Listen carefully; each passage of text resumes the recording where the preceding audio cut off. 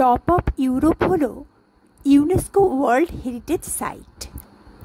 সুইজারল্যান্ডের এই মাউন্টেন সবচেয়ে বেশি পর্যটকদের আকৃষ্ট করে, তাই পৃথিবীর বিভিন্ন দেশ থেকে মানুষ এখানে আসেন।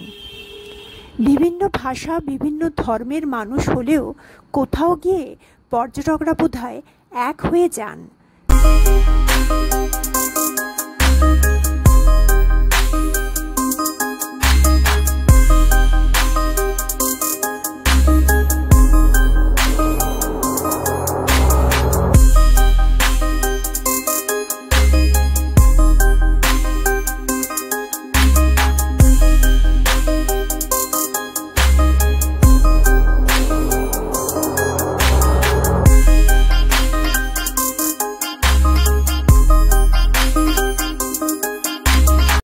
হঠাৎ দেখতে পেয়েছিলাম কিছু বরফ ভেঙে পড়ছে নিচে।